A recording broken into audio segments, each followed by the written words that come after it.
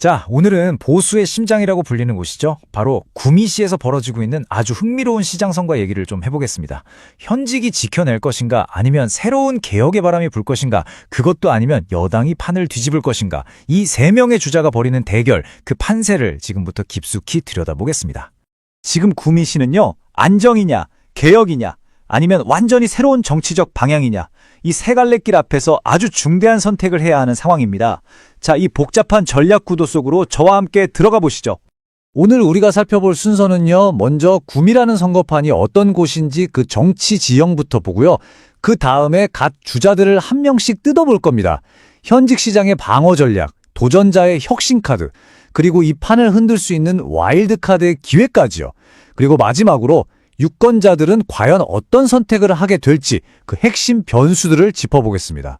구미는 전통적으로 보수세가 아주 강한 곳이죠. 그래서 사실 본선거보다 국민의힘 내부 경선이 진짜 승부다, 이런 말이 나올 정도예요. 근데 이게 재밌는 게요, 바로 이 치열함 때문에 보수 진영이 혹시라도 분열될 수 있다는 점, 이게 역설적으로 집권 여당인 더불어민주당에게는 기회가 될 수도 있는 아주 흥미로운 구도를 만들고 있습니다. 그러니까 보수 진영 내부의 경선이 정말 뜨겁게 달아오르고 있는데, 여기서 진짜 핵심은 따로 있습니다. 바로 이 경쟁의 틈새를 비집고 더불어민주당 후보가 최종 선거에서 판을 완전히 뒤흔들 수 있는 아주 중요한 변수가 되고 있다는 겁니다. 자, 그럼 이제 첫 번째 주자부터 한번 파헤쳐보죠. 현직 시장의 수성 전략, 바로 김장호 시장입니다.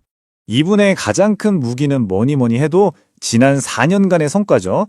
대규모 투자 유치 같은 눈에 보이는 결과들이 있습니다. 하지만 동시에 재선에 도전하는 만큼 시민들이 그 변화를 얼마나 체감했는지 이걸로 평가를 받아야 하잖아요. 한 번 더 기회를 받을 자격이 있다는 걸 증명해야 하는 과제, 이게 바로 현직 시장이 가진 뭐랄까 빛과 그림자 같은 거죠. 그래서 김장호 시장의 전략은 아주 명확합니다. 자신의 풍부한 경험을 내세워서 모험보다는 안정을, 새로운 것보다는 검증된 인물을 선호하는 유권자들에게 강하게 어필하겠다는 거죠. 한마디로 검증된 안정감, 이걸로 승부하겠다는 겁니다. 자, 그럼 이번엔 보수 진영 내의 경쟁자죠? 이명배 후보로 넘어가 보겠습니다. 이분은 리더십에 대해 완전히 다른 해법을 제시하고 있어요. 임명배 후보의 핵심 전략은 바로 화쟁이라는 철학입니다. 이게 그냥 우리 잘 지내자, 이런 뜻이 아니고요. 시청, 공공기관, 기업들 사이에 있는 보이지 않는 벽, 이 칸막이를 확 허물자는 거예요.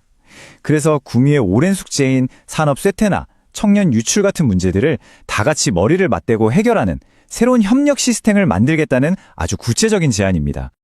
여기서 보이는 이 강점과 약점의 대비, 이게 참 흥미롭죠. 공공기관 감사로서의 전문성은 분명 큰 강점입니다. 하지만 반대로 구미시의 행정을 직접 다뤄본 경험은 부족하다는 지적도 받아요. 자, 유권자들은 과연 새로운 비전과 검증된 경험, 이 둘 사이에서 어디에 더 마음이 기울을까요? 그러니까 이 후보는 나는 보수 진영을 바꿀 사람이다, 이렇게 자신을 포지셔닝하는 거죠. 그리고 그 변화의 핵심 열쇠로 화쟁이라는 새로운 철학을 제시하고 있는 겁니다.